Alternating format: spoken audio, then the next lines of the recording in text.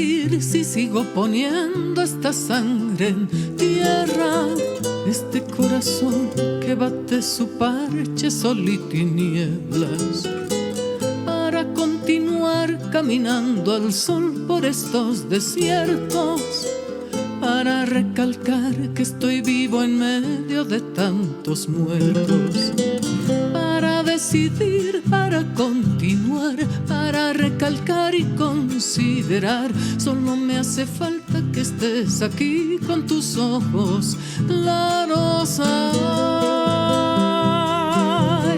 fogata de amor y guía, razón de vivir mi vida.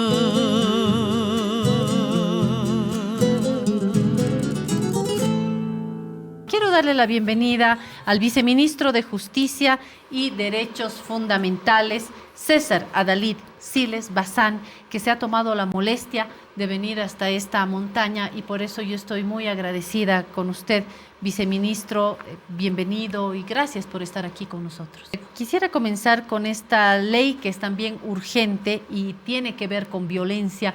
La violencia se da en general contra los más débiles, ¿no? Las mujeres, los niños.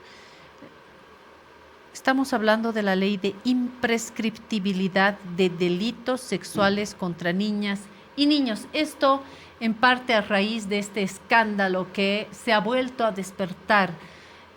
Abusos y violaciones de parte de miembros de la Iglesia Católica, de sacerdotes que han abusado, que han violado a niñas, niños, adolescentes, hasta seminaristas. Y esto, que por supuesto no es una excepción, que en el mundo hay una serie de investigaciones y miles, cientos de miles de víctimas, hoy está tocando el país a raíz del diario del sacerdote Pedrajas, que ha vuelto a sacar a la luz, y esperemos que tengamos responsabilidades, pero creemos que plantear una medida de imprescriptibilidad sobre estos delitos es urgente. ¿Qué quiere decir la imprescriptibilidad de delitos sexuales contra niñas y niños? ¿Y qué es lo que vamos a hacer? Le pregunto al viceministro. Gracias, Claudia. Este proyecto de ley 372, quebrado 2022-2023, en primer lugar, informar que ya ha sido aprobado por unanimidad en grande, ¿cierto? Y en detalle tuvo algunas discusiones, algunas diferencias por la Comisión de Constitución de la Cámara de Diputados. La anterior semana estaba agendado su tratamiento en el Pleno, sin embargo se suspendió por razones de agenda de los mismos legisladores, y esta semana con seguridad se va a tratar en el Pleno de la Cámara de Diputados. Luego esperemos que pronto sea remitido a la Cámara de Senadores y en el corto plazo, en el breve plazo, pueda ser aprobado y promulgado por el presidente del Estado Plurinacional de Bolivia. El proyecto de ley en realidad tiene tres finalidades. Uno es, como tú bien decías, es regular el instituto de la prescripción. A partir de este proyecto de ley se declara imprescriptibles los delitos. Es decir, que pasa el tiempo y el delito continúa, ¿verdad? Que puede ser juzgado, que puede ser sancionado independientemente del tiempo en que se ha cometido. Vamos a hacer algunas aclaraciones sobre ello, sin embargo. Pero terminando esta primera respuesta, primero se regula la imprescriptibilidad. En segundo lugar, se regula también el incremento de las penas a estos graves delitos, fundamentalmente en los delitos de encubrimiento, violación de niño, niña, adolescente y abuso sexual. Y en tercer lugar, se crea la Comisión de la Verdad. Con relación a la pregunta en concreto, hacer imprescriptible un delito es que independientemente del tiempo que haya transcurrido, este delito puede aún ser investigado, puede aún ser sancionado, puede aún ser condenado. Esta declaración que hace este proyecto de ley, sin embargo, no es nueva en el ordenamiento jurídico. La Constitución Política del Estado de Bolivia del 2009 ya ha declarado que Bolivia es parte de todos los instrumentos internacionales en materia de derechos humanos, y uno de ellos es la Convención del Niño. Y la Convención del Niño y la jurisprudencia de la Corte Interamericana de Derechos Humanos ya han establecido que estos delitos, al ser delitos similares a los de la tortura, son delitos imprescriptibles. Entonces, un juez que actualmente esté tramitando un caso de esta naturaleza debería de aplicar con preferencia la Constitución Política del Estado a la ley vigente. Sin embargo, para aclarar ello, se está en este proyecto de ley regulando legalmente de forma diferente al instituto de la prescripción. Tiene que ver también el encubrimiento, porque forma parte de este rompecabezas, ¿no? Todos estos casos se dan, se repiten, y si continúan y no hay culpables, también es porque hay encubridores que forman parte de este sistema perverso, y en este caso se trata también de endurecer la pena con quienes encubren, ¿verdad, viceministro? Así es, Claudia. La segunda finalidad de este proyecto de ley es endurecer las penas para ciertos delitos. Uno de ellos, el encubrimiento, actualmente tiene una pena de 6 meses a 2 años para cualquier tipo de encubrimiento en cualquier delito, y ahora con este proyecto normativo se está incrementando la pena de 2 a 6 años en delitos de encubrimiento a personas que hubieran cometido el delito de delitos sexuales contra niños, niñas y adolescentes.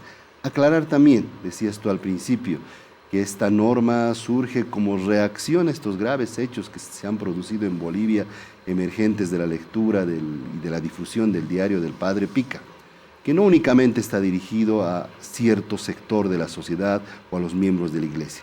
El objeto de la ley es para cualquier violador, para cualquier abusador sexual que hubiese cometido estos graves delitos, independientemente si pertenece o no pertenece a un grupo social. Sin embargo, también hay que admitir que en el caso de la Iglesia Católica ha habido un modelo que se ha ido repitiendo, un sistema que se ha ido repitiendo, ¿no? Es que estas violaciones no se dan pues en el colegio de abogados, en un club de deportes, ¿no es cierto? Se está dando de manera sintomática y muy dolorosa en la Iglesia Católica. Por supuesto que se da en otras iglesias, en otras instituciones, como lo conversamos acá, pero cuando ya tenemos un esquema en el que se ha repetido un modelo, obviamente también hay que hablarlo no como casos aislados, como casos excepcionales, porque son muchas las víctimas en el mundo, viceministro. ¿Qué es lo que toca ahora con esta ley? ¿En qué paso estamos y dónde podemos trancarnos? Porque cuando hablamos del trabajo legislativo uno encuentra ciertos pasos en los que uno se demora más de la cuenta, me da a mí la sensación. Así es, Claudia. Sin embargo, yo reitero lo que decía al principio, que este proyecto de ley ha sido aprobado por unanimidad, oposición y oficialismo en la Cámara de Diputados, al menos en la Comisión de Constitución. Entiendo que no va a existir un diputado o un senador que ponga reparos a la aprobación de este proyecto de ley. Lo que sí se está discutiendo es la inclusión como parte de la Comisión de la Verdad de la sociedad civil.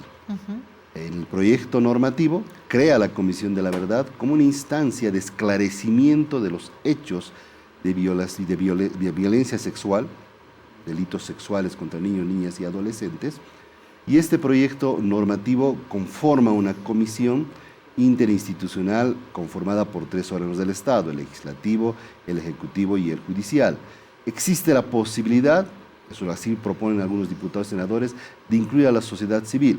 Nosotros lo hemos dicho en la defensa que hicimos del proyecto y lo vamos a seguir diciendo, que la sociedad civil no está excluida de la Comisión de la Verdad, porque puede participar a través de la reglamentación que se haga del funcionamiento de la comisión. Sin embargo, también estamos abiertos a escuchar las sugerencias en el Pleno que puede emerger de la discusión legislativa. Pero estoy seguro, respondiendo a tu pregunta, que este proyecto se va a aprobar por unanimidad. Todo el mundo está esperando que ya legislemos este tema de una vez por todas, que apliquemos la Constitución Política del Estado, la Convención de Niño, Niña y Adolescente, y empecemos a investigar. Hay 2 elecciones que se le da a la víctima. Por un lado, se le da la posibilidad a la víctima de ir a la jurisdicción ordinaria, es decir, a la vía penal, para que puedan investigarse esos hechos y llegarse a un resultado, pero también se le da la posibilidad de ir a la vía administrativa a través de la Comisión de la Verdad. ¿Cuál es el objetivo de ambas vías? Que se esclarezcan los hechos, que se identifiquen a los responsables y se apliquen las sanciones correspondientes. Ahora sí, esperando que esto avance lo más pronto posible, viceministro, le propongo pasar a este caso que nos ha marcado, que nos ha nuevamente indignado como sociedad, en particular a las mujeres. Esto ha comenzado el 9 de junio durante la convocatoria para la instalación de una asamblea departamental en Santa Cruz. Las asambleístas fueron víctimas de agresiones físicas y verbales. Las puertas estaban cerradas y las asambleístas coordinaron con el personal de seguridad para ingresar por una puerta lateral porque ya habían elementos que amenazaban con la violencia, con más capítulos de violencia. La asambleísta Muriel Cruz sufrió golpes, y lo hemos visto, ha estado en las redes y podemos repetir acá en las imágenes. La asambleísta Muriel Cruz sufrió golpes que provocaron un sangrado nasal, hematomas visibles en un lado de la cara. Hay evidencias que demuestran que las y los agresores arrojaron líquidos que provocaron la ceguera temporal en las víctimas con el fin de golpearlas vivamente. Mire usted la brutalidad con la que golpean, la rabia, la bronca. Esto es brutalidad, esto es brutalidad. Las asambleístas lesionadas fueron llevadas a las clínicas ProSalud y Martín Docweiler para recibir atención médica urgente. Hay un equipo multidisciplinario del Ministerio de Justicia que se presentó ante la Fuerza Especial de Lucha contra el Crimen para brindar apoyo legal a las asambleístas.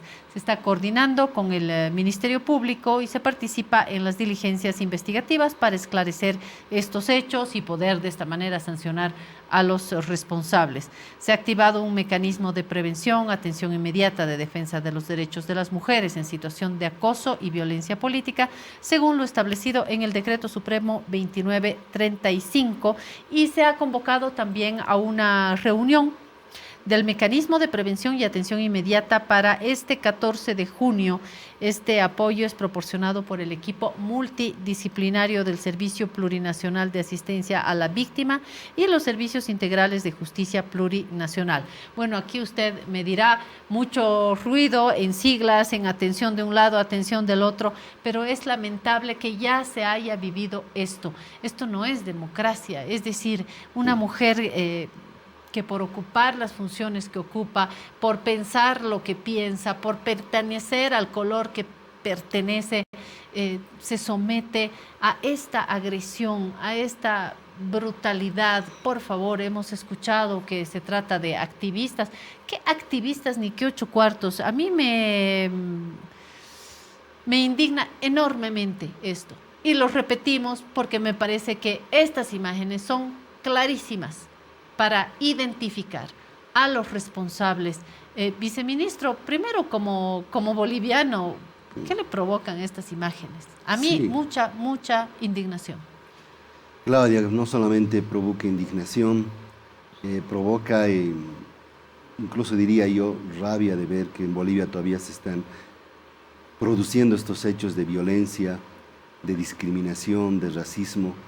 Sin duda, hay varios delitos que se han cometido el día viernes. El ministerio, como tú lo informabas, ha empezado a actuar inmediatamente, por un lado a través de sus servicios especializados, prestando la atención integral a la víctima e iniciando los procesos correspondientes, y por otro lado también convocando al mecanismo de prevención y atención en casos de acoso y violencia política para el día miércoles, para tomar otras medidas interinstitucionales ya en ese caso. Con relación al proceso, estamos haciendo el seguimiento permanente. Me informaron para venir a tu programa que la audiencia de medidas cautelares es en unos minutos más, a las 11:30.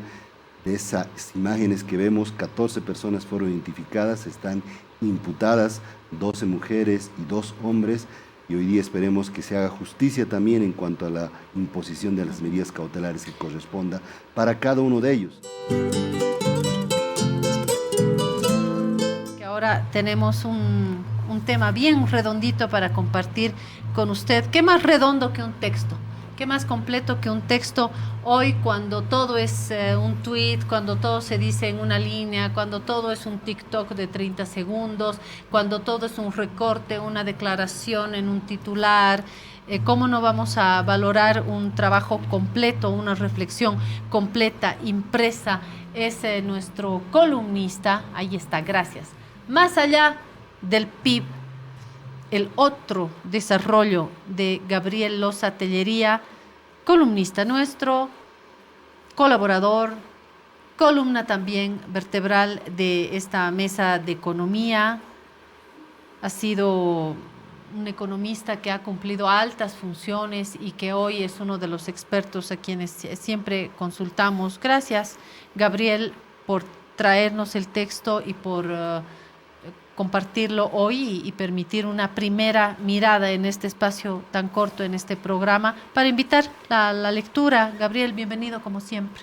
Muchas gracias. Y felicidades. Gracias. Para mí es estar en la casa, también como es la razón, porque es el medio que me contribuye a motivarme y a escribir, y sobre todo a comentar también con Horst. Gracias, Gabriel. Y obviamente está con nosotros Horst Greve, también nuestro columnista dominical, economista, varias veces ministro, docente, profesor, guía de tantos, guía nuestro, doctor de cabecera. Gracias, Horst. Te estábamos extrañando. Con gusto, igualmente. Bueno, aquí está el texto. Creo que primero que hable el autor, qué es lo que ha motivado Gabriel. De hecho, puedo decir que hay una excelente edición, porque si hay algo que hay que reconocerle a esta casa es a Plural, con el apoyo de Oxfam. Bueno, Oxfam siempre detrás de estas reflexiones. Hay una Lourdes Montero, también columnista. No, si yo soy vivísima, yo me agarro a los mejores columnistas en La Razón. Lourdes Montero desde Oxfam siempre da el apoyo a estas reflexiones, a estos debates que son propositivos, que son plurales, que son de fondo, y por supuesto Plural Editores, que tiene, eso es una garantía, tiene una excelente edición, es una de las mejores casas editoriales. ¿Qué es lo que dispara este trabajo sobre el PIB y este otro desarrollo, Gabriel? ¿Cuál es la idea de origen? Bueno, es una alianza tripartita, como señalaste, el apoyo de Oxfam, la calidad y el trabajo de Plural y el esfuerzo privado, familiar, que lo hacemos. Y el mensaje ha sido, escribí para mis nietos, pero no para el futuro, sino para el presente, ¿no? Porque el presente que ya vivimos es complicado en términos de lo que hablamos, el deterioro del medio ambiente, que en realidad puede llegar a ser una catástrofe climática, hablando en sus verdaderas dimensiones. Pero el otro tema que me provoca es la tecnología que tanto hemos propugnado para el avance tecnológico. Ya la preocupación es hacia dónde vamos con la tecnología. Hay que ponerle límites. Y por lo tanto me preocupa el presente de mis nietos, de nuestra población, de nuestra gente. ¿Hacia dónde vamos? Y por eso a mí me encanta hablar de la felicidad humana en un libro de economía, porque de eso se trata. Es decir, la economía no es una fórmula, no es el desarrollo, no es el PIB, no es la balanza comercial, es la felicidad, y por eso creo que vale la pena esta entrada. Le leo este segundo párrafo de la contraportada. Los clásicos, más allá de los determinantes del crecimiento, se preocuparon por la felicidad humana, mientras que la economía convencional entronizó la tecnología como varita mágica, es lo que Gabriel decía, varita mágica del crecimiento ilimitado para alcanzar una sociedad consumista y tecnológica, subestimando el riesgo climático. Y lo señaló Horst en esta mesa de economía, donde no podemos dejar de hablar del desequilibrio medioambiental, que es lo que se está descuidando. ¿Cómo recibe el texto de Gabriel, Horst? Me gustaría una lectura ajena al autor. Yo empiezo felicitando a Gabriel. Yo creo que el texto es oportuno. Hay una discusión hoy en día internacional sobre lo que podríamos llamar el futuro del capitalismo, que está sometido a una serie de tensiones y a una serie de desafíos muy complejos. Está, creo que en primer lugar, el tema de la perspectiva de graves daños del medio ambiente por el calentamiento global que no ha podido ser controlado. Se sigue con promesas, con compromisos que no se cumplen, se sigue disimulando por parte de los poderosos en el mundo cuáles son las verdaderas causas del calentamiento global. Y tiene que ver fundamentalmente con el modelo energético del país, del mundo. Entonces, y porque hay grandes contaminantes bien identificados también. Está claro, son los países más desarrollados industrialmente los que han destruido los bosques europeos.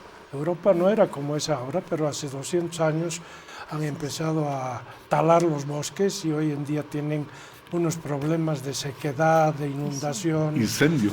O sea, incendios, etc. Entonces, esta discusión la prologa Gabriel con una revisión de antecedentes teóricos desde los padres fundadores de la economía política, básicamente Adam Smith, que es reconocidamente el que inició la preocupación por el capitalismo y sus fuerzas motrices, señalando a Adam Smith una primera cosa que es muy importante. La principal fuerza productiva, el principal mecanismo para aumentar la productividad es la división del trabajo. Pero hay dos divisiones. Hay la división dentro de la fábrica, que es su ejemplo clásico, y hay la división entre las fábricas, entre los diferentes territorios, entre los diferentes agentes de la economía, ¿ya? Donde entra, por lo tanto, la competencia.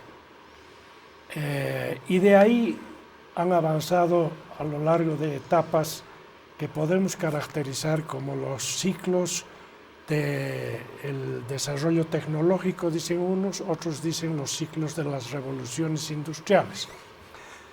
Según algunos estamos en la cuarta revolución industrial, otros, personalmente me incluyo entre ellos, en la primera revolución tecnológica.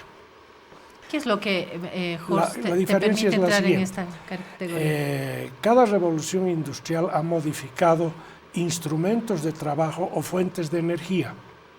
Entonces, después de la revolución de los transportes, la incorporación en la máquina a vapor y el petróleo, ¿qué se esperaba en los años 70? Que ya no se iba a tener una modificación de las condiciones laborales, de las condiciones de trabajo, sino venía la robotización y que entraba como fuente energética la energía atómica. No ha habido la robotización cuando se la esperaba. Ha tardado como 30 o 40 años y hoy en día sí está en pleno desarrollo la digitalización, la robotización, todos los cambios tecnológicos en el modo de producir. Y la fuente energética tiene que dejar de ser hoy en día la energía de combustibles fósiles, pero tampoco se quiere ir a la atómica. Entonces viene la discusión de las tecnologías, las fuentes energéticas no renovables. Hay que sustituirlas por energía verde, por hidrógeno, etcétera, etcétera, que todo aquello que no contamina y no genera grandes desequilibrios en la circulación de la riqueza mundial. Entonces, el capitalismo es que, esa combinación tiene que estar presente, no solamente es lo que debería ser por las necesidades que acabas de plantear, Horst, por esa línea de desarrollo y sobre todo por una conciencia medioambiental, tiene que ver también con el poder que de todas maneras ya existe, es decir, hasta agotar, ¿no es cierto?, lo último de las energías que hasta hoy han sido clásicas, eso no va a parar. Así ¿no? es, así está es. el yo desarrollo de creo estos mismos países, ¿no?, de los productores de gas, en fin, ¿cómo se transita eso? Estamos en una de las épocas de mayores desafíos para el funcionamiento del capitalismo como tal. Entonces ahí viene la pregunta, ¿qué pasa con las opciones alternativas? Y hay dos. Una, la clásica, que dice lo que sucede al capitalismo es el socialismo. Miramos el panorama internacional, ha habido una época de unos 40 años en que ha habido el socialismo realmente existente, pero con resultados calamitosos y con una destrucción del medio ambiente que no tiene nombre. El socialismo europeo y el ruso, sobre todo en la Unión Soviética, ha destruido el medio ambiente inmisericordiamente y ha dejado unos desiertos. El mar de Aral es el ejemplo más grande, era un mar grande que ya no hay. Y ahí están los barcos en medio de un desierto, lo que quedó. Entonces, el socialismo realmente existente acaba en 1990, digamos. Queda una esperanza, pero con una situación poco ejemplar en el mundo, que es Cuba. Pero Entonces, es que ahí ya son dos socialismos totalmente diferentes por su peso y su ubicación. eso, Es decir, entonces estamos lo en una- ruso y lo europeo en una tienen poco que ver dificultad. con lo cubano, ¿no? Así es. Ahí tiene un punto de entrada Gabriel con su texto que me parece de la mayor importancia. La contribución mayor, hay varias, toda la historia de la economía, sus problemas a lo largo de los clásicos, los neoclásicos, los que empezaron a dudar del desarrollo, etcétera, los que inventaron el desarrollo, después sus límites. El norte y Pero- el sur. Así es. Pero lo que contribuye Gabriel en mucho mayor importancia, para mi gusto, es la comparación de las tres opciones del vivir bien, que es una contribución que viene de lo andino, es Bolivia, Ecuador y Chile, y plantea cómo se ha concebido el vivir bien o el bien vivir o el convivir en estas tres experiencias, y eso me llama a una reflexión sobre si esta es la alternativa del capitalismo y si tiene viabilidad. Porque hay una cosa que claramente se ha demostrado en la historia. Muy difícil superar al capitalismo y mantenerse en la competencia, en la rivalidad del modelo económico, ideológico, político, si partes de una productividad muy baja frente a los adversarios. La Unión Soviética era un país, la Rusia zarista era un país sumamente atrasado frente a lo que era Inglaterra, frente a lo que era Europa. El haber intentado construir el socialismo en la pobreza no ha dado resultados en el mundo. Tú tienes que tener un nivel de desarrollo de las fuerzas productivas muy superior al capitalismo para que no te cerquen, no te ataquen y no te destruyan. Ese es el desafío. Mi pregunta es entonces, ¿hay las condiciones de una productividad mayor mediante las alternativas que se están buscando del vivir bien, del bien vivir? Sí, hay alternativas. Y yo voy a sumar una más para darle Sí. la palabra a Gabriel. Si los lentes socialistas, sea en Rusia, en Europa o en América Latina, o los lentes capitalistas son suficientes o cuánto pesan al lado de esta línea de, no sé si de desarrollo o de correr en la línea de las transformaciones de la economía. Es decir, me da la sensación que hay una línea temporal vía estas revoluciones, vía la tecnología, que pueden pesar más que únicamente los enfoques comunista o socialista. No sé si se entiende y no sé si mi pregunta vale. Sí, justamente el cambio, el otro desarrollo que llamo más allá del PIB, el otro, empieza en el norte. En los países europeos preocupados por el tema ecológico fueron en el norte la primera preocupación. Y también planteaban que el crecimiento, ya no había que perseguir el crecimiento. Incluso hay un pensamiento que dice el decrecimiento. Es decir, ¿para qué vamos a crecer tanto cuando habla hasta dónde van a ir las fuerzas productivas, su desarrollo? La preocupación es que estamos en una nave donde los residuos, los desechos son mayores a lo que nosotros estamos reproduciendo. ¿Y cómo hacemos? No crezcamos tanto, ya no maximicemos el PIB, sino más bien el PIB provoca déficit ecológico. Entonces lo que hay que hacer es que la productividad, el cambio tecnológico, nos permite vivir en armonía con la naturaleza. Lo que pasa que en el sur, esas ideas del norte, como siempre, se fueron imbricando, relacionando con los pensamientos del buen vivir, con el tema de los pensamientos de las comunidades indígenas, con el pensamiento de las raíces de esta región propias. Y el caso de Chile a mí me llamó la atención. ¿Por qué comparo también Chile? Por el concepto mapuche de la tierra, de los niveles muy similares a la cultura aymara, cuando vemos que hay distancias geográficas relevantes. Y bueno, eso nos hace ver que lo que al final es el crecimiento a toda costa y a todo costo, o en realidad queremos el bienestar pluridimensional, que es salud, educación, todo eso, pero con la naturaleza y también el balance vida-trabajo. El trabajo no puede ser más allá de lo que puede ser un balance con la vida. Y el tema de género, que para mí es transversal, es la economía del cuidado, el reconocer el trabajo que no reconoce el PIB que se va haciendo. Tu amor me hace bien, de Marc Anthony. ¿Bailamos, embajador? Bienvenido. Lo hemos recibido con el dúo Chamos porque queríamos ponerle buena vibra en tiempos de guerras, en tiempos de tanta tensión. Si no fuera la música, si no fuera el amor, ¿qué haríamos, no? El amor es la fuerza transformadora de la humanidad. Así es. Y la que todo lo repara. Quiero, embajador, hablar de una noticia de hoy.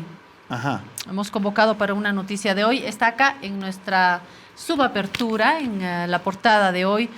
En 2019, Estados Unidos cabildeó en Bolivia mediante un subsecretario el aislamiento de Venezuela. Me da la sensación de que esta no es una noticia que está en todos los periódicos. Está firmada por Rubén Atahuichi, que está de vacación, pero sigue trabajando, fíjese usted. Le voy a leer, embajador, el titular, la primera parte. O'Reilly cabildeó en Bolivia el aislamiento de Venezuela el 2019. Donald Trump, comillas, cuando me fui, Venezuela estaba a punto de colapsar. Es decir, esto habla de esta tensión de hace tanto tiempo Estados Unidos y Venezuela. ¿Qué dice Rubén Atahuichi en su nota de hoy, martes 13? En 2019, el entonces subsecretario de Asuntos del Hemisferio Occidental de Estados Unidos, Kevin O'Reilly, cabildeó con varios embajadores en Bolivia el aislamiento de Venezuela. Entonces, esa potencia buscaba posicionar a Juan Guaidó en el mando del país sudamericano. El fin de semana, y aquí el carácter de noticia, el expresidente estadounidense Donald Trump admitió que la presión de su país sobre el gobierno de Nicolás Maduro perdió impulso cuando él dejó el gobierno. Comillas, cuando me fui, Venezuela estaba a punto de colapsar. Nos hubiéramos apoderado de ella. Nos hubiéramos quedado con todo ese petróleo, dijo en una concentración política, comillas.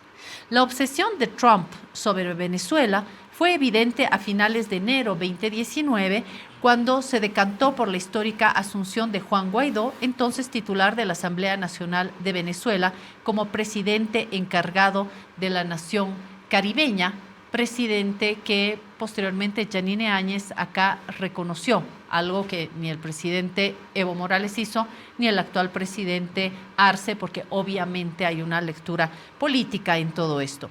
A partir de entonces, una cincuentena de gobiernos respaldó en sus nuevas funciones al líder de la oposición venezolana. Bolivia, presidido por Evo Morales, no se avino a la corriente. Sin embargo, hubo un intento de convencerlo. Termino con esto mi introducción. Un cable diplomático al que accedió La Razón cuenta detalles del periplo del funcionario de Trump en La Paz, cuyos objetivos específicos fueron las elecciones en Bolivia ese año y la cuestión de Venezuela. O'Reilly había llegado el 24 de julio del 2019. A la noche siguiente asistió a una cena ofrecida en su honor por el entonces encargado de negocios de su país, Bruce Williamson. Al convite asistieron los embajadores de Brasil, Perú, Argentina, además de los representantes de la Organización de Estados Americanos, OEA, y de la Unión Europea. Firmado el cable por el entonces embajador de Argentina en Bolivia, Normando Álvarez, el documento cuenta inicialmente la preocupación de Estados Unidos sobre los comicios del 20 de octubre de ese año. Entonces, O'Reilly proveía una victoria de Evo Morales, sea porque se dará en el escenario que indican las encuestas o porque, si fuera necesario, podría configurarse un escenario de fraude. Esto lo manifiesta este documento antes de las elecciones en Bolivia. Para el funcionario resultaba clave que los países citados para la ocasión levantaran, al tiempo que bajan la agenda, la voz respecto de la transparencia del acto electoral en ciernes, ya que Estados Unidos en ese momento en Bolivia carece de recursos eficaces como los de los países de la región. Comillas, describe el cable, es un cable al que esta casa periodística tuvo acceso y Rubén Atahuichi lo que hace es rescatar esta información de contexto con estas últimas declaraciones. A tiempo de darle la bienvenida al embajador, le pregunto, ¿usted cree que el periodista Rubén Atahuichi está loco? ¿Le hace sentido? Bienvenido. Bueno, muchas gracias. Fíjate tú, hay una política sostenida del gobierno, de las diferentes administraciones de Estados Unidos con respecto a Venezuela, que es una política de agresión. Esa política de agresión, el presidente Nicolás Maduro denunció en su momento que consistía en el derrocamiento de todo el poder del Estado venezolano con el objetivo de apropiarse del petróleo de Venezuela. Y las muestras de esa política fueron en su momento el parapeto de la presidencia interina de Guaidó y todo el conjunto de acciones internacionales entre las que se suscriben los esfuerzos de los subsecretarios de Estado, particular que hizo aquí en Bolivia, O'Reilly, pero también todo el esfuerzo del aparato norteamericano para que países de la comunidad internacional desconocieran al presidente Nicolás Maduro Moro y entraran en la lógica de lo que llamaron gobierno interino.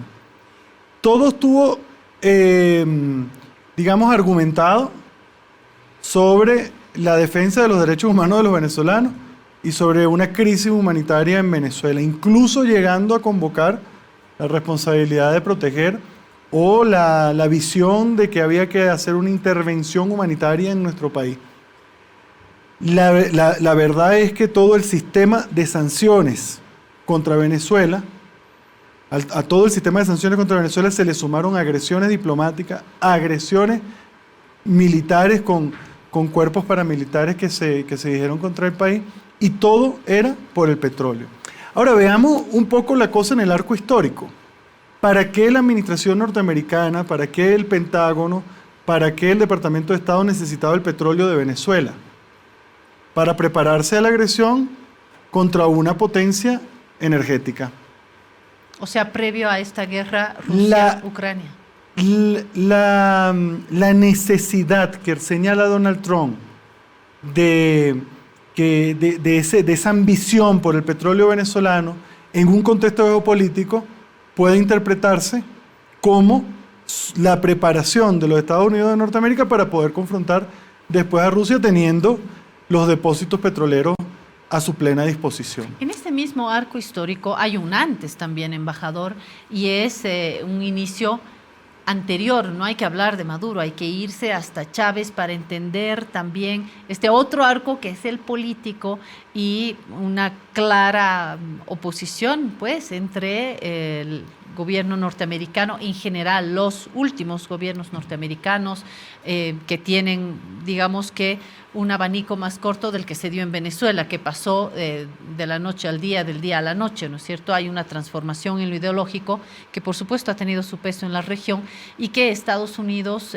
sin duda no ha visto con buenos ojos. Es decir, que previo a esto hay una diferenciación, no es el único motivo, ¿no? Es decir, mira, uno de los grandes la tensión logros, Estados Unidos-Venezuela data de más allá. Uno de los grandes logros colaterales de los Estados Unidos tras la caída de la Unión Soviética como polo de poder fue el hecho de que estuvo muy acompañada de la disolución de la capacidad de la Organización de Países Exportadores de Petróleo para fijar el petróleo, para fijar los precios del petróleo a nivel internacional. La desarticulación de la OPEP también forma parte de ese proceso que se da a finales de los años 80 y sobre todo los años 90. Con eso una caída vertiginosa de los precios del barril y una elevación de la producción. Es decir, que todo el capitalismo mundial podía surtirse del petróleo de todos los miembros de la OPEP a un precio por debajo de $5 el barril. Por debajo de $5 el barril, es decir, que era una barbaridad. Era una barbaridad. Yo llegué a sacar la cuenta cuando estaba en el liceo de cuántos barriles podía... El liceo es el colegio, ¿no? El colegio, sí. Y en Venezuela yo saqué la cuenta y yo podía comprar 10 barriles con ¿cómo se llama? Podía comprar 10 barriles con un salario. ¿Ves? Imagínate tú. A eso llegó el precio del barril. Cuando el comandante Chávez entra a la conducción de Venezuela, uno de los principios estratégicos fue rescatar el rol de la Organización de Países Exportadores de Petróleo dentro de la fijación del precio del barril, dentro de la regulación del mercado y dentro de la seguridad energética global. ¿Por qué? Porque ya habíamos pasado por 2 picos de producción a nivel mundial que iban en deterioro progresivo de las reservas. El objetivo de Venezuela, del comandante Chávez, de la política petrolera venezolana, siempre ha sido una política de paz, de regulación de los mercados y de crecimiento sostenible de lo que significa el consumo energético. Muy al contrario de lo que ha promovido los Estados Unidos, que es un consumo desaforado y un crecimiento desaforado de todas las cadenas agua abajo que se relacionan. Ahora, sí. esta recuperación, discúlpame, Claudia, embajador. Esta recuperación es algo a lo que los Estados Unidos de Norteamérica nunca estuvo de acuerdo, siempre se opuso y siempre trató de debilitar a la Organización de Países Exportadores de Petróleo, incluyendo el esfuerzo que hicieron por extraer petróleo a través del fracking en los propios Estados Unidos, con el objetivo de debilitar a la OPEP, estoy hablando entre los años 2013 y 2015, logrando de alguna manera desarticular un poco el precio del barril de petróleo a nivel internacional, pero después, bueno, la OPEP se reagrupó con el liderazgo de Venezuela, con el liderazgo de Arabia Saudita, con el liderazgo de Irán, con el liderazgo de todos los países miembros, y no solo se armó, sino que se rearmó, y ahora es la OPEP Plus, que es la OPEP más otros países que participan en la producción petrolera, y sostenemos un crecimiento y sostenemos una distribución que le permite a los países productores subsistir. Contra eso, Estados Unidos creó la Agencia Internacional de Energía y todas las políticas de división dentro de la OPEP. Actualmente, fíjate tú, la reunión Irán-Arabia Saudita molesta al Departamento de Estado, pero fortalece a los países productores de petróleo. Y cuando uno ve la declaración de Donald Trump, donde dice, Venezuela estaba al borde del colapso, pudimos habernos quedado con ese petróleo, lo que está declarando es la injerencia directa del gobierno norteamericano sobre los asuntos internos de Venezuela, pero también, como lo dijo el presidente Nicolás Maduro ayer, está declarando el hecho de haber sido autor en nombre del Estado, en nombre de los Estados Unidos de Norteamérica, de crímenes de lesa humanidad contra Venezuela. ¿Y a qué crímenes nos referimos? Nos referimos a todos los crímenes que impidieron a nuestro país el acceso libre a los bienes alimentarios en todas las partes del mundo. Porque los Estados Unidos se ha dedicado a perseguir a Venezuela todas sus procuras de alimentos, de tecnologías para la producción agropecuaria, con el objetivo de que Venezuela colapse. Iremos a la soberanía alimentaria en Venezuela, que de hecho es un tema de un próximo artículo del embajador aquí en La Razón. Antes, embajador, quisiera recuperar estas declaraciones para la próxima pregunta, que será si no somos injustos en hablar de un Estados Unidos como si hubiera una sola voz, cuando Estados Unidos tiene diferentes acentos con Obama, con Trump, con Biden, pero vamos a Trump primero y luego vamos a la política de Estados Unidos bajo diferentes presidencias. Escuchamos a Trump con la traducción. How about we're buying oil from Venezuela? When I left, Venezuela was ready to collapse. We would have taken it over. We would have gotten all that oil. It would have been right next door. But now we're buying oil from Venezuela, so we're making a dictator very rich. Can you believe this? Nobody can believe it. You know where the oil, their oil is garbage. It's horrible. The worst you can get. Tar. It's like tar. And to refine it, you need special plants. Bueno, entre comillas, ¿no es cierto? Lo dijo el propio Trump. Mi pregunta, embajador, es a tiempo de explicar estas relaciones en algunos casos muy conflictivas. Estados Unidos-Venezuela es el primer ejemplo, no el único, ¿no? Con Bolivia no es fácil, ahora con Colombia tampoco lo está haciendo, con México tampoco. Hay un tema ideológico detrás de eso, como bien lo acaba de señalar. Hay temas políticos, hay temas de petróleo, de litio, cuando no, la naturaleza humana. Pero no somos, no pecamos de una mirada cerrada cuando hablamos de Estados Unidos, cuando hay diferentes momentos, que una cosa es Estados Unidos bajo el gobierno de Trump, otra bajo el gobierno de Obama, otra bajo el gobierno de Biden. ¿Hay matices o ve el embajador que hay una política y un núcleo duro que no se mueve? Mira, la declaración de Venezuela como amenaza inusual y extraordinaria a los Estados Unidos de Norteamérica la firmó Barack Obama. La ley donde se declara a Venezuela como amenaza y se hace una ley especial contra nuestro país, es una ley bipartidista, aprobada por congresistas de los dos partidos, unos meses antes de que Barack Obama declarara a Venezuela amenaza inusual extraordinaria. La renovación de esta amenaza, las primeras 3 renovaciones de esta amenaza, las hace Barack Obama. Y después las órdenes ejecutivas que comienzan la política sancionatoria contra PDVSA y las restricciones comerciales contra nuestro país, las desarrolla casi todas el gobierno de Trump. Casi todas, porque las primeras las desarrolló Barack Obama, el líder progresista del Partido Demócrata. Después Barack Obama, el conservador, hace una política más agresiva, pero sostenido ¿sobre qué? Sostenido sobre la ley bipartidista, del año 14, si mal no recuerdo, y sostenido sobre la declaratoria de Venezuela como amenaza inusual extraordinaria firmada por el demócrata. Después, sobre estos dos instrumentos, uno bipartidista, uno de los demócratas, es que ahora el republicano, Trump, desarrolla todas sus agresiones y esta política que declara, y que bueno, yo creo que eso no necesita explicación, lo que dice Trump, no necesita explicación. Se estaba generando un colapso contra Venezuela y el objetivo era el petróleo.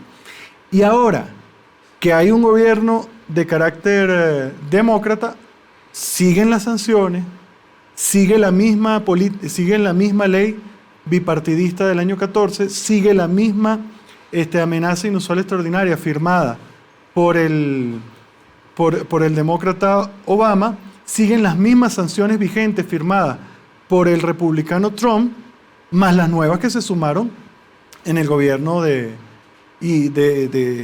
Biden. Y las oficinas, la OFAC, el Departamento de Estado y todo el aparato norteamericano sigue funcionando igual.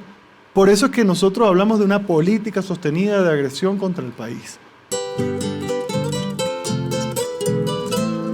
Bienvenido, Thomas Becker, abogado estadounidense, medio boliviano por el compromiso de estos últimos años, Thomas, con el país. Y por eso quiero poner sobre la mesa esto, el dolor de las guerras. Hoy recordamos con alegría el final de la guerra del Chaco, un enfrentamiento tan absurdo como cualquier guerra, como la que estamos viviendo hoy entre Rusia, Ucrania, como las agresiones a tantos pueblos. Creo que es parte de un mismo sentimiento. Con esto te recibo y te doy la bienvenida, tuteándote porque eres amigo de esta casa periodística. Tomás, ¿cómo va? Muchas gracias por la invitación, hermana. Todo bien, estoy bien. ¿Cómo están ustedes? Muy bien, estamos masticando esta información sobre el ex presidente de Estados Unidos y esta es nuestra fotografía de hoy, Tomás. Trump se declara inocente. El expresidente de Estados Unidos está acusado de 37 cargos federales. Nosotros tenemos la información más fría, pero nos gustaría más tener una interpretación de un analista norteamericano como tú, que ve más de cerca. Donald Trump ha comparecido ante una corte de Miami este martes por el caso de documentos confidenciales.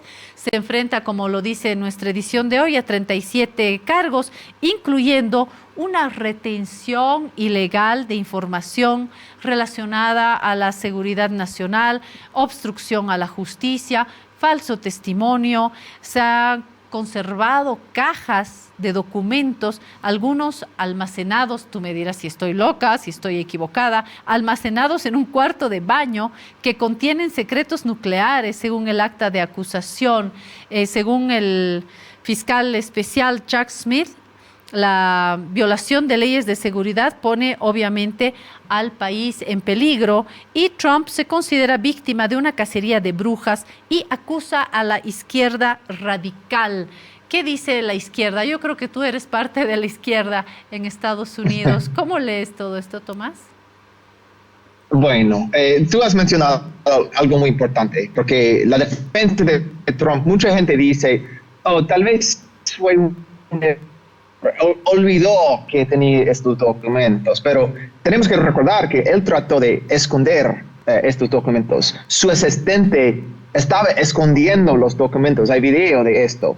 Él mintió, entonces él sabía que tenía estos documentos, y son documentos clasificados, muy delicados, como has mencionado, secretos nucleares, información sobre nuestras defensas, las defensas de otros países, de nuestros aliados, las vulnerabilidades de los Estados Unidos y otros países. Entonces son documentos muy importantes, y él trató de esconder estos documentos y mintió a la investigación del FBI y su propio abogado.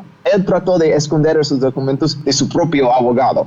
Entonces, hay muchas pruebas muy fuertes en contra de él en este caso. Y hay algunas firmas, algunos nombres, como el exministro de Justicia Bill Barr, que han declarado su sorpresa ante estas acusaciones. Fiscales de Estados Unidos utilizan las palabras y notas de los abogados de Trump como una prueba también en estos casos. El documento de acusación de 49 páginas señala que el expresidente norteamericano puso en riesgo la seguridad al retener documentos, pero ultra secretos. Lo que me llama la atención es que se haya intentado burlar los controles del FBI, porque las películas que vemos los fines de semana, Tomás, nos dicen que no hay quien oculte nada al FBI, y este caso a mí me llama la atención. Se menciona además un incidente en el que Trump reveló un plan de ataque a un país rival a personas sin autorización de seguridad. Él mismo ha reconocido la confidencialidad del plan durante la reunión grabada en el club de golf en Nueva Jersey. ¿Es esto cierto? ¿Sabes algo de esto? Sí, hay audios de esta reunión donde habló, y en este audio dice que tiene información delicada, quiere compartir esta información con sus amigos. Él reconoce que esta es información clasificada, pero no importa a Trump. Es porque, bueno, como decimos como abogados, es smoking gun, es prueba muy directa. Hay audios donde está explicando lo que ha hecho, y es muy difícil defender lo que ha hecho. Hay mucha gente que está defendiendo, sus fans están defendiendo a Trump, pero hay mucha gente que está criticando a Trump. Incluso el vicepresidente de Trump, Pence. Entonces, es muy difícil defender lo que hizo Trump, y él va a tener muchos problemas. Y tenemos que recordar, es un proceso, pero también tiene el otro proceso sobre el soborno de la ex actriz de porno que pagó Trump. También tiene otro proceso sobre su intención a cambiar las elecciones en Georgia. Entonces, él tiene muchos procesos en una situación muy grave en estos días. Y luego este caso de violación también, que ha sonado muchísimo en los medios de comunicación en el mundo. Ayer Tomás, estuve en entrevista con el actual embajador de Venezuela en Bolivia, César Trompis, con quien hablábamos también de otras declaraciones de Donald Trump sobre Venezuela. Él dijo que él tenía de alguna manera controlado el caso de Venezuela, que se podía apropiar del petróleo, es decir, habla con un desparpajo que llama la atención y que muestra una injerencia sobre Venezuela en esta tensión de tantos años ya, pero la manera como se expresa Donald Trump evidencia algunas intenciones no muy sanas de Estados Unidos sobre Venezuela. Leo yo. ¿Tú, Tomás? No, pero Trump está un poco más abierto que mucha gente aquí, pero siempre la política de los Estados Unidos ha sido muy agresiva contra Venezuela. Ha tenido mucho interés, ha apoyado la oposición, ha apoyado grupos ilegales en Venezuela, grupos de choque. Entonces Trump está un poco más abierto, pero siempre ha sido la política de los Estados Unidos en los últimos años, bueno, desde el principio de Chávez. Ha tenido una relación muy fuerte y Trump está un poco más abierto. Es la única cosa, yo creo. Bien, de este tema que seguramente nos va a dar más información en las próximas horas y en los próximos días, quiero pasar a nuestro actor político. Ya no es actor político, ya es un actor de las cárceles, Arturo Murillo, que fue ministro de Gobierno en el gobierno transitorio de Yanine Áñez, hoy en una cárcel en Estados Unidos. ¿Alguna noticia, Tomás? Porque sé que has estado haciendo seguimiento de esto. ¿Algún dato que nos puedas compartir?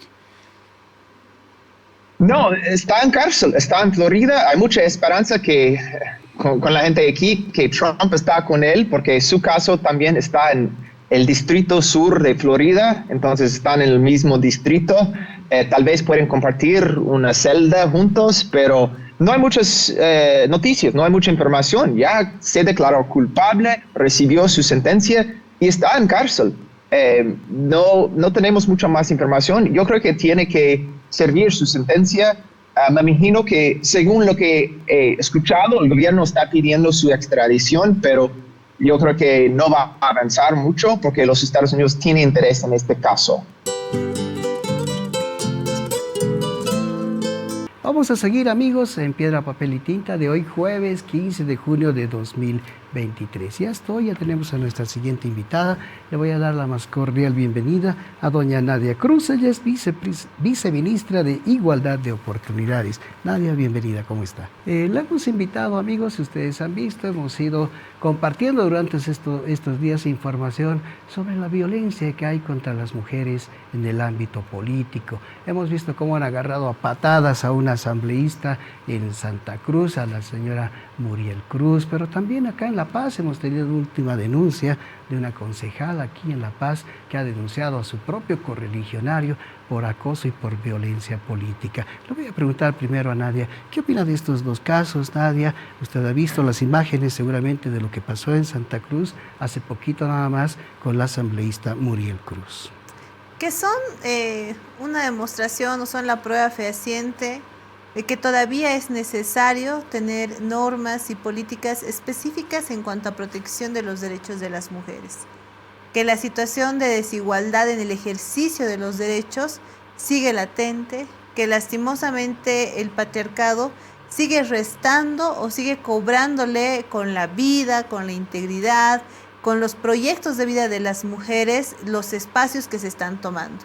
En ese caso, es innegable que la violencia y el acoso político tiene un fuerte componente en el patriarcado, en no aceptar que las mujeres podemos hacer función político pública, que las mujeres podemos generar aporte y propuestas para el desarrollo de nuestro país, y ya en lo específico, en lo que pasó en La Paz solamente, que las mujeres podemos pensar por nosotras mismas, generar procesos de fiscalización, y eso, más allá del partido político, debería ser pues valorado, ¿no? Y no minimizado, no restado.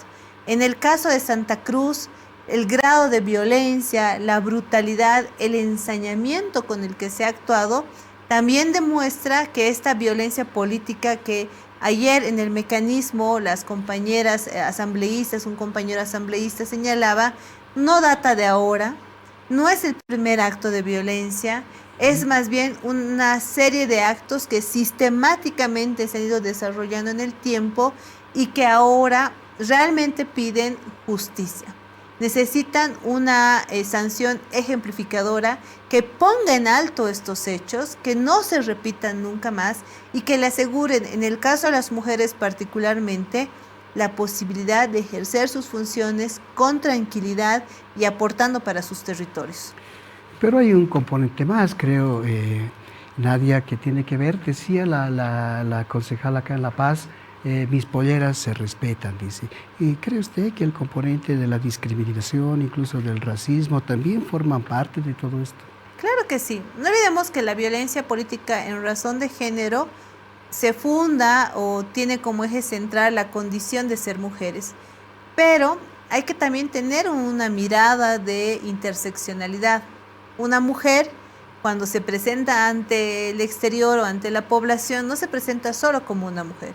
Se presenta como una mujer, yo me considero de origen indígena, en el caso aymara, se puede presentar como una mujer aymara, se puede presentar en el caso de la concejala de La Paz como una mujer que además visiblemente, culturalmente, lo demuestra a través de su vestimenta, a través de su color de piel, o también se puede ver en otro tipo de cosas. En el tema generacional es otro ámbito que también es muy incisivo, es decir, hay con el acoso y violencia política se van cruzando otro tipo de situaciones de discriminación por otros factores casi siempre, casi siempre.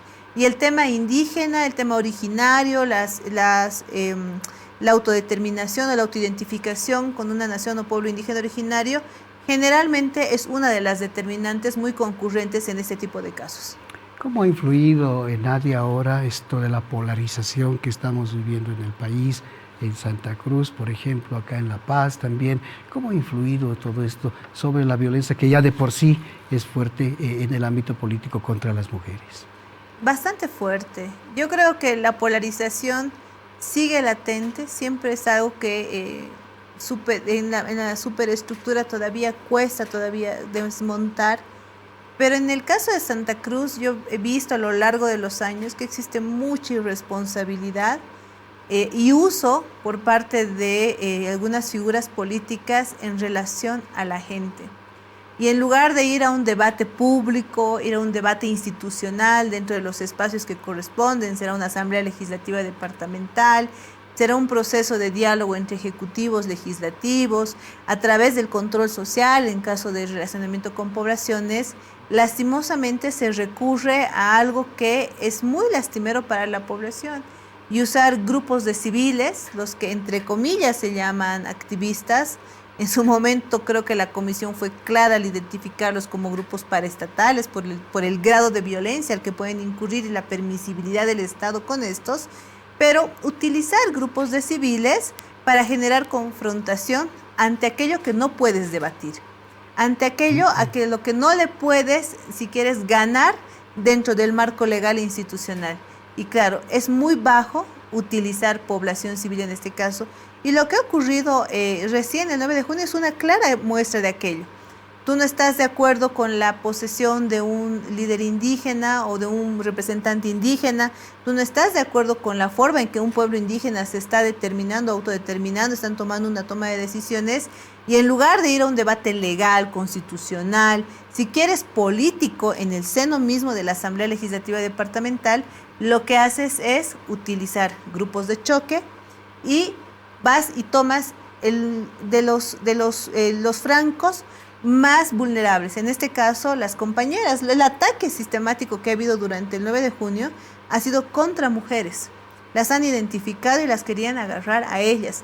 Lastimosamente, Muriel Cruz ha sido la víctima fatalísima de todo ese hecho, ¿no? Pero hay un componente, o sea, esa polarización, esta irresponsabilidad de líderes políticos, en este caso en Santa Cruz, lo que ha conllevado es la integridad y en este caso el bienestar, no solamente de Muriel, de su familia. y también tiene un efecto en el resto de compañeras que están alrededor en el departamento, porque también generas este tipo de golpizas, de golpes, están tratando de disciplinar. Es decir, si tú estás en contra, si tú haces algo que yo te estoy diciendo que no te permito, te voy a golpear y te voy a tener en el suelo y te voy a castigar. Eso es lo que están tratando de decir. Por eso es importante y fundamental la labor que puede hacer el sistema de justicia para generar sanciones. Y en este caso, nuestro presidente ha encomendado que la señal que se dé desde el Estado, con toda su institucionalidad, es de cero tolerancia e identificación de todos los responsables. Le digo a Marcelo Arequipa, amigo de esta casa periodística, politólogo, analista político también, docente en la Universidad Católica. ¿Está en la Universidad Católica? Ya no. No, Claudia, muchas gracias por la invitación. Gracias, Israel Quino, por aguardarnos, abogado y analista político. Desde la distancia le damos la bienvenida a Israel. ¿Cómo vas, Israel? También te tuteo porque eres un colaborador de esta casa. ¿Todo bien? Muy bien. A la audiencia les vamos a decir que hoy hablamos, de la crisis política, después hablaremos de la violencia política. Comencemos de a poco con la crisis. Les decía en la introducción que hay crisis en todas las fuerzas políticas, porque no me van a negar que hay crisis en Creemos. Tienen a su líder preso con acusaciones, con distintas ramas que no están precisamente en una taza de leche. Eso solamente con Creemos. Comunidad Ciudadana también se presentan distintas posiciones, distintas partes dentro del mismo Comunidad Ciudadana, dentro de la misma fuerza política, y de hecho lo que ha sucedido en este último tiempo con la senadora Salame muestra que hay formas de pensar distintas. No sé si se respeta o no a los librepensantes, y esto lo hemos dicho en algún espacio en el periódico.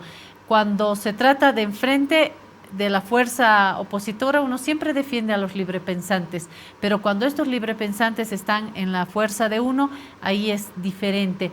Hay también crisis, pero hoy queremos hablar de la principal fuerza porque es la estructura más grande y tiene la crisis más grande también. Nunca en el movimiento al socialismo se había visto una tensión como esta, que sí, que hay formas diferentes de interpretar, que es grande y por lo tanto las diferentes posiciones, pero por favor, ya no nos vamos a contar los cuentos de que hay diversidad de pensamiento. Esto va más allá.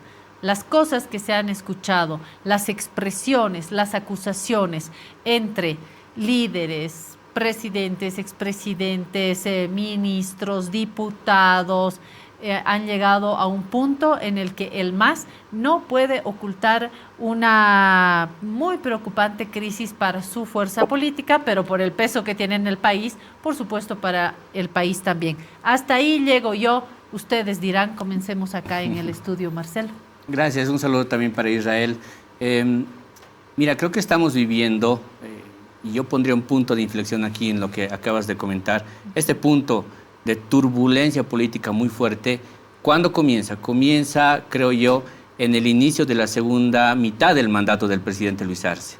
Ese es un momento en el que ya se inaugura, creo yo, un tiempo de turbulencia muy fuerte en términos políticos. ¿Cuáles son esos verdaderos acontecimientos que han empezado a ocurrir nada más ya iniciarse esta segunda mitad del mandato del presidente? La resolución del movimiento al socialismo, que la hemos conocido días atrás. Una resolución que además a mí me llama mucho la atención, es, si no me equivoco, es la primera resolución que la firma el expresidente Evo Morales. Todas las anteriores resoluciones que salen del movimiento al socialismo no llevaban la firma del expresidente Evo Morales. Esta sí lleva la firma del expresidente Morales, ¿no? Este es un dato que no es menor para mí, en términos políticos quiero decir. Esa resolución da cuenta de que el ejercicio de democracia interna en el movimiento al socialismo había tenido sus límites. ¿Cuáles son esos límites? Los límites son un voto cualificado, es decir, no todos los que son militantes del MAS con el carnet de militantes Ahora pueden participar, no todos. Tienes que tener otras cualidades para poder participar. O sea que hay ¿no? diferentes ciudadanías políticas dentro del MAS, sí. Marcelo. A mí me hizo recuerdo mucho pero esto es pre-52. O sea, esto es el momento en el que estábamos antes de eso, donde ciudadanos sí, pero para votar no tanto, ¿no? O sea, cuidado, ahí hay algunas cosas que van a variar. Y esas cosas que van a variar significan que no puedes ir a los congresos del MAS si eres funcionario público o si eres autoridad designada. No puedes. Entonces, creo que eso es ya, digamos, una señal bien clara de por dónde van las cosas, ¿no?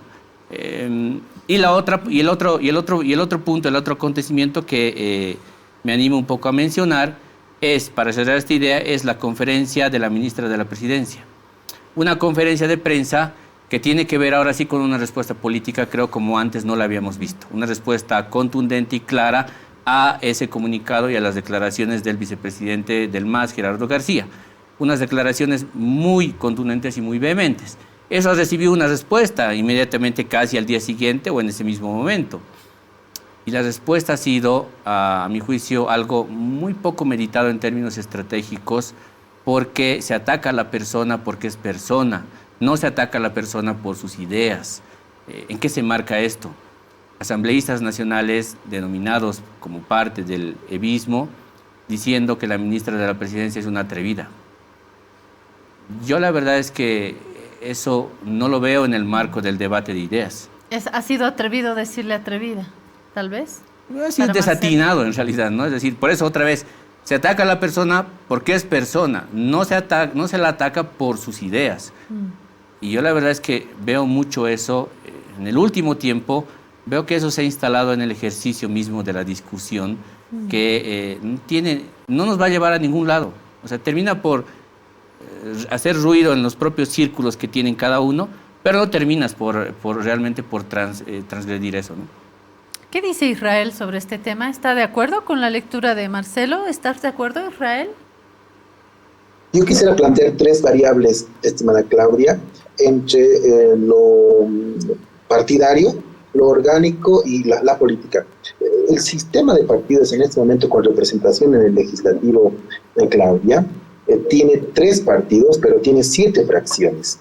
El MAS, fragmentado entre el mal llamado renovadores y radicales, que serían los evistas arcistas.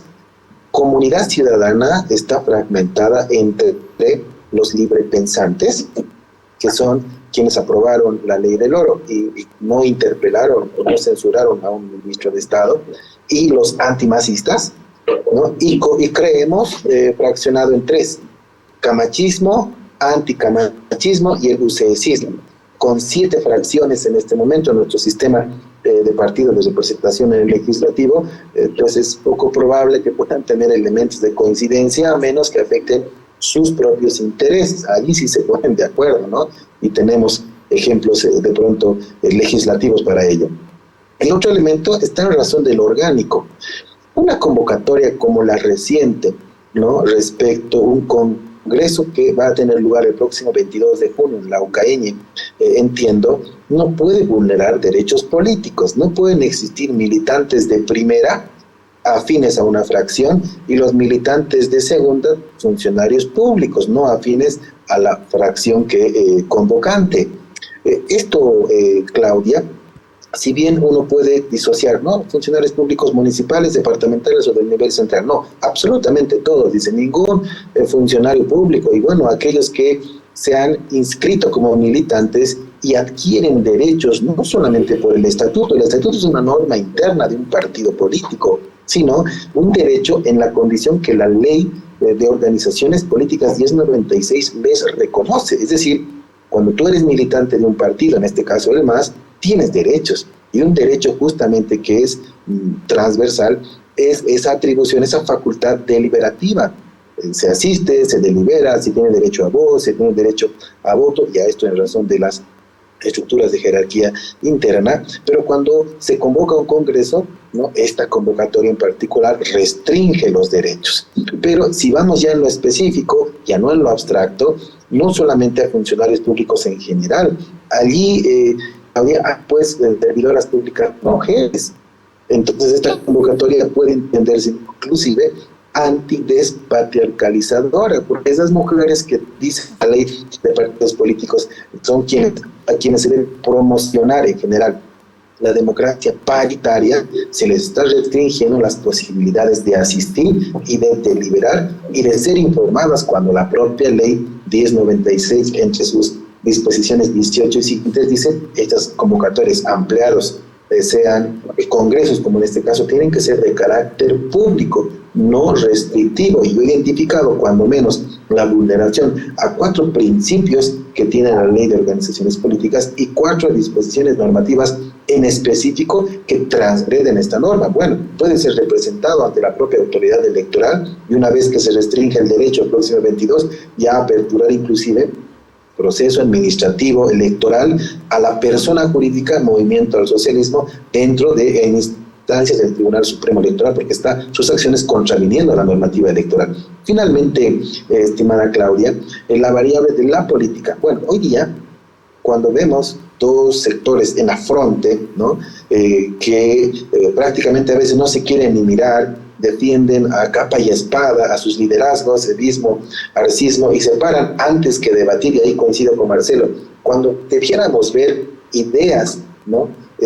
Y debe imponerse la fuerza de las ideas, vemos insultos, escuchamos agresiones hasta inapropiadas, a veces irreproducibles. Bueno, estos que hoy pues están confrontados, como la política es la ciencia de lo posible, pero además de lo imposible, quizás el día de mañana estén nuevamente a los abrazos cuando empiecen a tocarles el sistema de intereses que tienen en común las 2 facciones.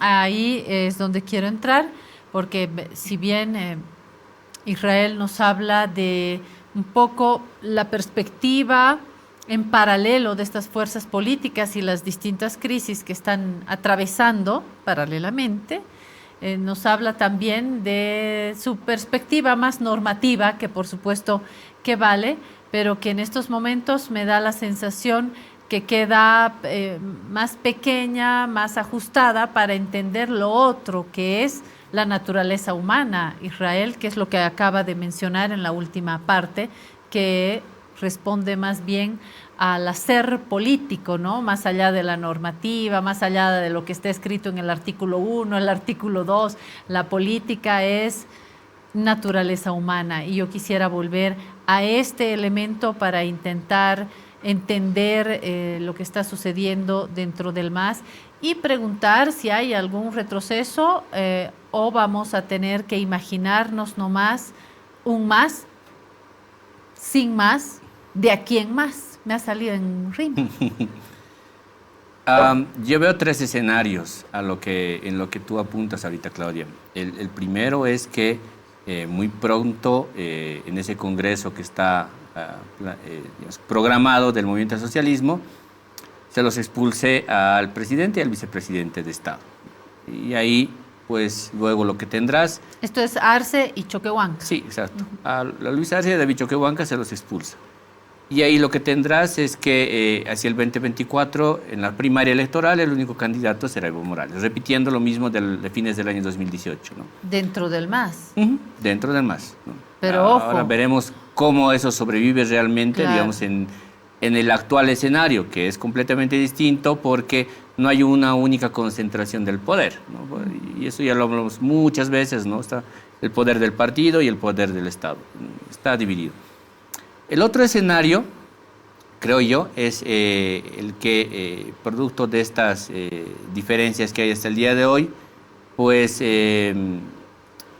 terminemos yendo a primarias electorales.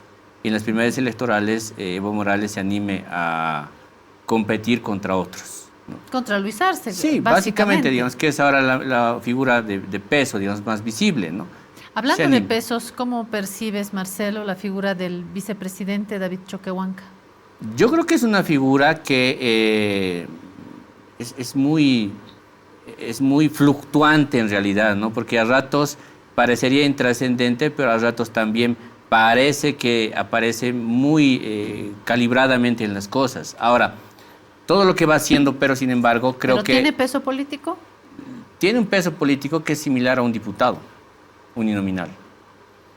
de un espacio específico, ¿no? O sea, es decir... O sea que esto estaría realmente polarizado dentro del propio MAS, increíble hablar de polarización dentro del propio MAS, entre Evo y Lucho, ¿sería ese? Sí, porque realmente, digamos, al vicepresidente sí lo veo con un peso, pero el peso electoral que puede llegar a contener no creo que vaya más allá de una diputación, la verdad.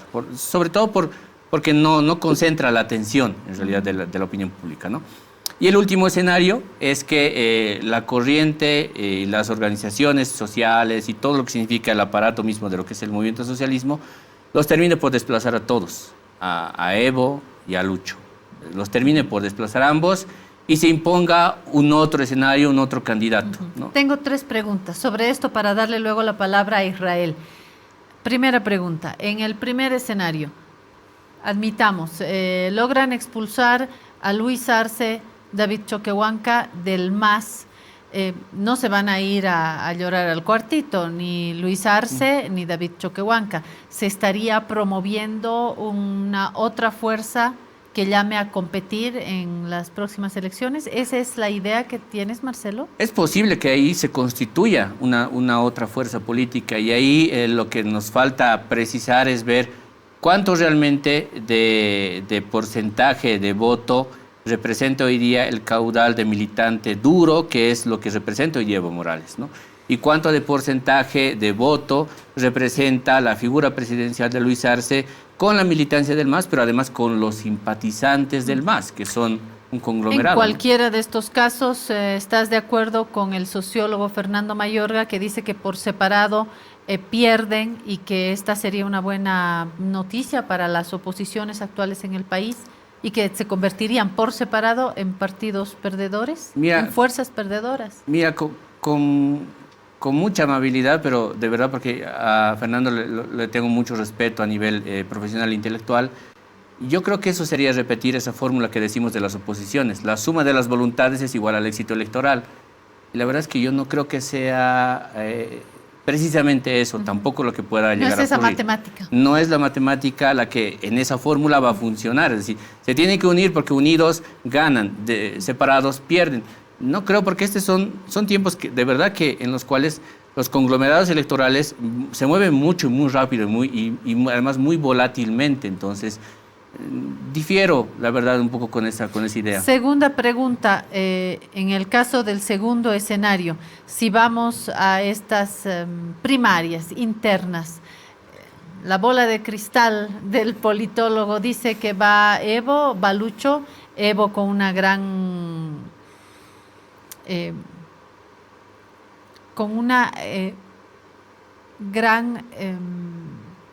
huella desde que ha comenzado hasta hoy, pero Lucho Arce también con un propio camino, con un propio desplazamiento.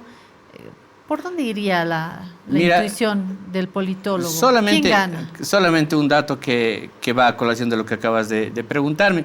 El hecho mismo de que hoy día se prohíba a funcionarios públicos y autoridades designadas en el Congreso del MAS ya creo que nos da una pauta de que algo no está marchando bien en el tema de apoyos sobre el expresidente Evo Morales dentro del MAS.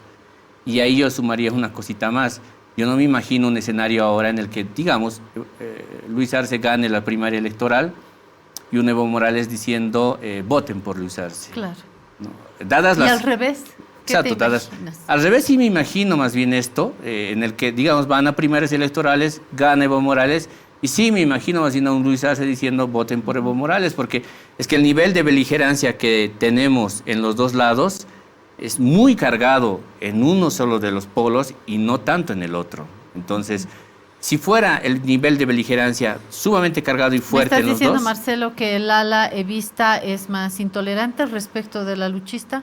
Por supuesto, porque las acusaciones son muy personales, lo que decía hace rato, se ataca a las personas, no se ataca a las ideas. Entonces, ahí lo que veo por eso es un nivel de beligerancia muy elevado en un lado, muy elevado en el otro. Y la pregunta en el tercer escenario, que es, vienen, digamos, estas fuerzas más anónimas, no porque se oculten, sino porque es el conjunto, ¿no es cierto? De las organizaciones. Vienen las organizaciones, la gente de las bases, y dicen, bueno, ya, basta de pelear, chao todos y vamos a tener nuevo liderazgo. ¿A quién te imaginas ahí? El primer nombre comienza con A y es andrónico, pero el alfabeto es largo. Yo creo que es muy largo, es verdad, es muy largo y hay otra con sí A sería... que es Adriana.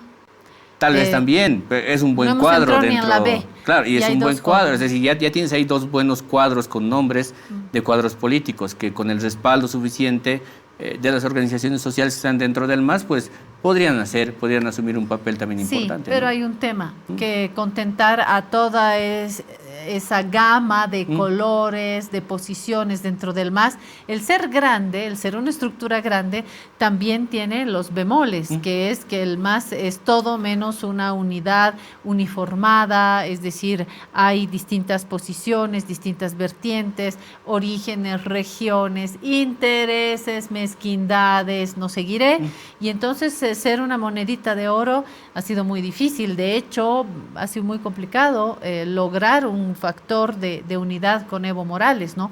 Por eso las oposiciones apuntaban a atacar a Evo Morales porque era el factor de unidad con sus luces, con sus sombras, pero Evo lograba agrupar estas distintas posiciones, no tanto en Luis Arce, que tiene otro tipo de virtudes políticas, y yo muy políticamente estoy repartiendo una de cal y una de arena.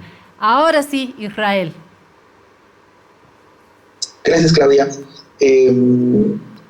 Yo creo que hacia el 2025, en tanto y cuanto la oposición política en Bolivia no estructure una única candidatura, y esta no van a ser en 1 o 2 años, pues las condiciones para que la izquierda replique la toma del poder van a ser más favorables al MAS. Y el MAS, entre sus dos vertientes, lo sabe muy bien. Por ello, hoy la pugna ya no está tanto en ser parte de la estructura de poder, es decir, pedir un cargo o cargos, sino en tomar el partido. Hay diferencias entre Santa Cruz y La Paz, porque sus representaciones orgánicas, distritales, municipales y departamentales están fraccionadas. Pero las demás 7 están con la dirección nacional, es decir, 7 representaciones del partido político, del MAS, ¿no?, de 9 departamentos, obedecen a la estructura nacional. Entonces, creo que por el elemento de quien tiene el sartén por el mango, quien tiene el partido es el candidato natural. Entonces, creo yo que van a apostar por una primera estrategia a que el candidato natural del MAS sea nuevamente el señor Evo Morales.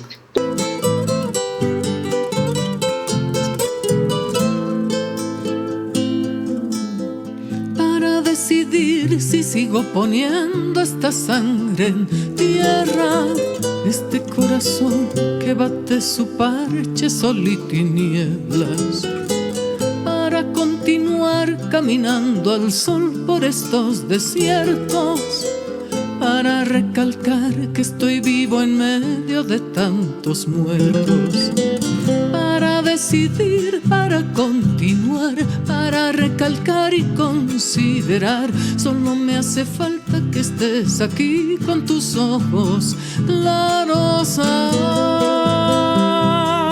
Ay, fogata de amor y guía, razón de vivir mi vida.